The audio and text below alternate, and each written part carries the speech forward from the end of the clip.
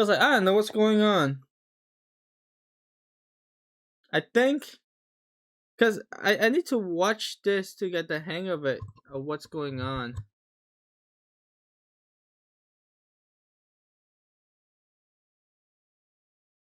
Let me watch this and then we'll see from there.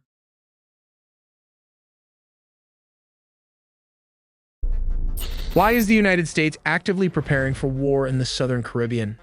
To answer that, we have to look at the massive reactivation of Cold War infrastructure that has been dormant for decades. What is happening at the Roosevelt Roads Naval Station in Puerto Rico? Once the largest U.S. naval base in the world, this facility was closed in 2004.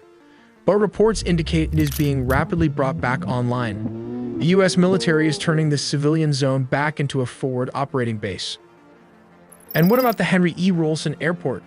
Located in the U.S. Virgin Islands, this isn't just for tourists anymore. It is being transformed into a logistics hub to support heavy military transport. But why is the U.S. doing this right now? There are two main triggers. Oil? Is it because of Russia and China? Yes. Intelligence suggests that Moscow and Beijing are not just visiting Venezuela, they are attempting to set up permanent military bases. The U.S. sees this as an existential threat, a violation of the Monroe Doctrine that they cannot ignore. Is it about the oil? Absolutely. We are already seeing the precursor to war. U.S. Coast Guard helicopters have been spotted intercepting and seizing oil tankers leaving Venezuelan waters. They are choking off the regime's cash flow before the real shooting starts. If an attack happens, what ships are already in position near Puerto Rico? The U.S. Navy has assembled a specific kill chain. They're using the USS Jason Dunham Arleigh Burke-class destroyer. Its role isn't just guided missile destroyer, it is also an electronic warfare machine. The Jason Dunham is there to jam Venezuelan communications and blind their coastal radars. They are the first line of attack to confuse the enemy. And why is the U.S. Stockdale there? The Stockdale is the shield. Equipped with advanced Aegis missile defense systems, its job is to shoot down any anti-ship missiles Venezuela fires back at the fleet. But how do we know this is an invasion and not just a blockade? Because of the USS Iwo Jima. It is a massive amphibious assault ship. You don't bring the ship unless you plan to put boots on the ground. It is designed to launch waves of Marines onto a hostile beach. But the US isn't just attacking from the north. They are using the island nation of Trinidad and Tobago to close the back door. But how are they using Trinidad? The U.S. Navy is using these waters to blockade the Gulf of Paria. Here is USS Gravely, it is Hunter. The Gravely acts as a sentinel, ensuring no Venezuelan submarines or fast boats can escape into the Atlantic to threaten shipping lanes. And what is the U.S. Lake Erie doing? This Ticonderoga-class cruiser is the boss. It serves as the air defense commander for the entire operation, coordinating the movements of every ship and plane from its high-tech command center. But ships are slow, so how will the U.S. deliver the first strike? This is where the air power comes in. The B-52 Strata Fortresses won't even land in the Caribbean. They will fly straight from the continental United States, deliver their massive payload of cruise missiles, and return home without ever touching the ground. What about the B-1 Lancer? These supersonic bombers will be used for fast attacks. They can swoop in at low altitude and high speed to destroy hardened targets before the enemy knows they are there. But where will the bulk of the Air Force fly from? This is why Roosevelt Roads in Ceiba, Puerto Rico is so critical. It puts tactical aircraft just minutes away from the target. The MQ-9 Reapers will loiter over Venezuela for hours, tracking mobile missile launchers and taking them out with Hellfire missiles the moment they move. While the F-35s will be the door kickers. Their job is... Wait, no, dude. The military that America has is crazy, bro. They get ships, freaking airplanes, everything, bro. But why is this video not explaining what was like the reason, like why is like U.S. is to penetrate Venezuelan airspace undetected and destroy the S-300 air defense batteries so the other planes can fly safely. Here are VU-22 Osprey's speed and versatility.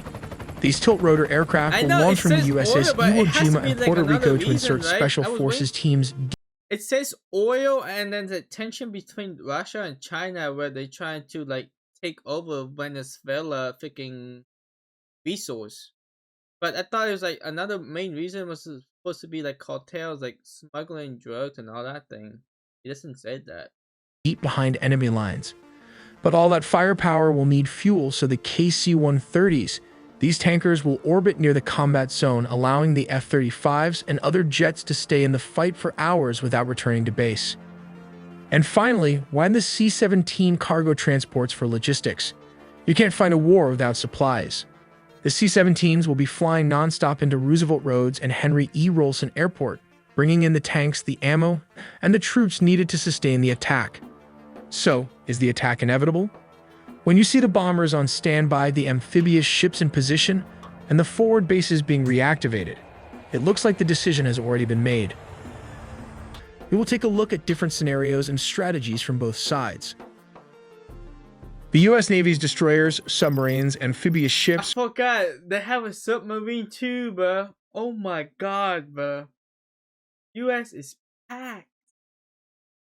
Marines, and P-8 Poseidon aircraft are positioned near Venezuela with a multifaceted strategy designed to confront both the Venezuelan military. Not the drug. Yes, dude. Yes, that's because like that's what I thought. It's like one of like the reason why they're invading too. But in the video, they doesn't say that. They just say mainly oil and then tension between China and Russia. And the powerful drug cartels operating within the country. From the U.S. perspective, the operation combines overwhelming surveillance, targeted strikes, rapid amphibious assaults, and maritime interdiction to neutralize threats and apply pressure on the Maduro regime. The destroyers provide advanced air, sea, and missile defenses while maintaining the capability to launch precision cruise missile strikes against strategic government and military targets deep within Venezuela. By maintaining a vigilant missile defense posture, these ships are prepared to intercept any hostile air or missile threats. They also leverage anti-submarine warfare assets to secure the task group's maritime perimeter against underwater threats posed by Venezuelan naval forces. In surface combat, the destroyers defend against militia boats or Venezuelan naval vessels trying to disrupt blockades or amphibious operations.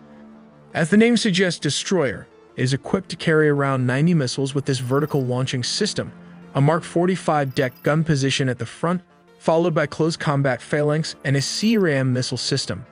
But that's not all. It also houses Harpoon anti-ship missiles and torpedo tubes for threats underneath. And if that's not enough, there's a submarine hunter-killer Seahawk equipped with sonar and torpedoes featured in the upcoming video. I seen that, and I seen that helicopter in the clip of what's it called? The capture. I seen that. These warships are designed for destruction and defense, but they are not suitable for invasion. But how do you launch a land invasion from the seas? The answer is these amphibious assault ships are specialized warships designed to deploy and support ground forces during military operations, particularly in hostile or contested environments. They resemble small aircraft carriers but are primarily focused on launching and supporting helicopters, vertical or short takeoff and landing VTOL aircraft like the MV-22 Osprey and F-35B Lightning, and amphibious landing craft. The amphibious ships carry thousands of Marines trained for quick expeditionary raids and large-scale amphibious assaults. These Marines would execute precision strikes on cartel strongholds, government command centers, or key coastal infrastructure. Their urban combat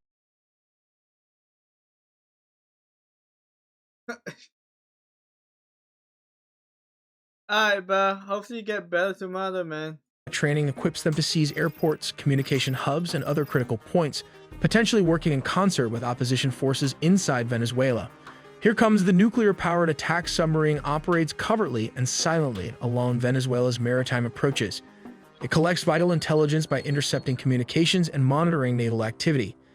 It can deliver surprise, long-range missile strikes to disrupt regime command and control, jam air defenses, or destroy military facilities.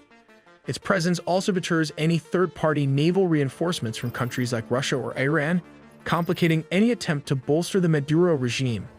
The P-8 Poseidon aircraft extend the task force's eyes and ears over a vast area. They conduct continuous intelligence, surveillance, and reconnaissance flights deep into Venezuelan airspace and waters, tracking air defense installations, military movements, and cartel smuggling operations. These aircraft work closely with surface and underwater naval assets to designate targets for missile strikes and monitor submarine activity. They are also capable of electronic warfare operations to disrupt Venezuelan communications and command networks, limiting the regime's operational responsiveness. But why is a single submarine a huge threat to an entire navy? The answer is these torpedoes. So let's take a look at how it works. Pressurized air propels the torpedo toward its target. Step number 2. The piston engine with propellers maximizes the torpedo's speed. Step number 3. It trails a wire plugged into the weapons systems aboard the sub using data to navigate. Step number 4. The torpedo accelerates to 32 knots over 35 miles an hour with a range of 8 miles or 12 kilometers. Step number 5. As it nears its target, the wire is cut and its sonar takes over navigation. Step number 6. If a torpedo misses its target, it can circle back and starts hunting the target with its sonar.